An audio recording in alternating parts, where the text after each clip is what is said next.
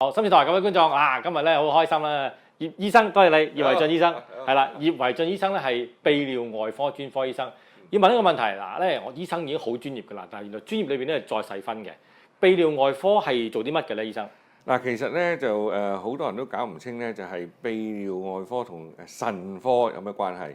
咁咧其實咧就外科就開刀嘅，內科咧就係食藥啊嗰啲嘅。咁咧其實咧腎科咧就屬於內科嘅。就係譬如佢哋醫治嗰啲腎衰竭啊、腎炎啊嗰啲咁啊食藥嘅。泌尿科咧就係屬於外科開刀嘅。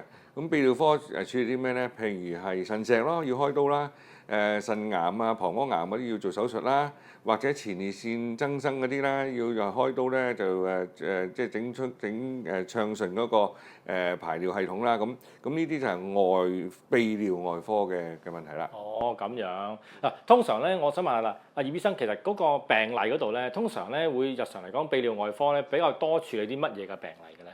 嗱，泌尿外科咧通常係處理啲咩咧？通常而家最多嘅就係前列腺增生咯。年紀大咧，嗰個前列腺就會增生，咁咪壓住個尿管咧，變咗排尿咧就唔暢順噶啦。咁咧就呢啲我哋多見啦。咁亦都多見咧就係腎石啦、輸尿管石啦，或者膀胱石嗰啲啦。咁其實香港天氣熱啦，咁就好多呢啲咁嘅腎石啊就會形成嘅。咁另外咧，我哋食物太豐富啊，鈣多啊。嗰啲草酸多咧，咁亦都會建成呢個石嘅。咁呢啲就我哋常見嘅啦。咁耐唔耐咧，我哋都會見一啲咩咧？就係唔好彩啦，譬如係小便有血尿咧，咁就可能係膀胱癌啊、腎癌嗰啲啦。咁嗰啲就要檢查清楚咧，然後咧就動手術咧就切除㗎。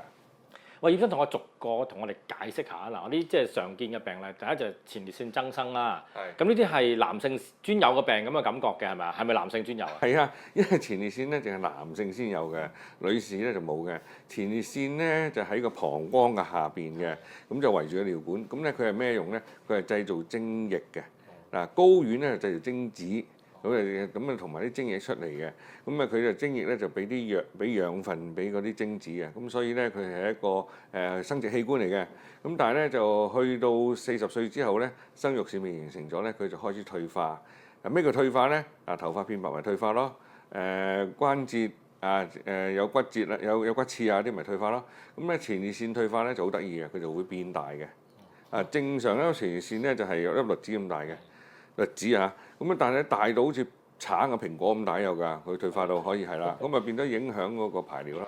點解會即係頭先所講就係佢即係自然退化就會變大嘅？係啦。個個都會㗎咯，咁即係。係啊，即係年紀去到40歲以後咧，佢就會係一個退化現象咧，咁就會係個男士會㗎啦。不過咧就不同人咧就有不同嘅退化程度，咁有啲就慢啲，有啲就快啲咁樣咯。有啲係橙，有啲越大，西柚咁樣啊。係，我冇咁誇張。咁去到咧就係如果係普通我哋話一粒栗子啦，咁如果話大啲嘅咪好似雞蛋咁咯，再大啲好似個布冧梨咁咯。咁再大啲咧就係一個橙啊，一個蘋果咁嘅。哇，OK，咁都幾嚇人喎！即係呢個退化性嘅嘢。咁其實有冇得預防，或者甚至乎係有冇得話突然俾人刺激咗會退化得快啲？有冇咁樣？嗱，其實咧就可能同個基因有關啦。咁亦都咧可能係同呢個食物有關係嘅。我哋知道咧紅肉啊嗰啲咧就會刺激個前列腺咧係增生啊，同埋前列腺癌嘅。咁多食蔬菜啦。番茄啊、西蘭花啲咧就可能咧就會對嗰個前列腺咧有一個健康嘅作用，咁咧就變咗佢就退化就會係減慢嘅，係啦。咁有啲人話係即係佢供應營養俾嗰啲即係精液啊，俾佢精子。咁係咪即係用得多用得少就冇關係？用得多會退化得快啲嘅咧，即係好似跑步咁啊，用得多膝頭哥就會即係退化得快啲。嗱，呢個咧就喺科學上咧就冇咁嘅論據嘅，就唔係用得多，唔話性行為多咧就會係令到佢係會係退化快啲嘅。咁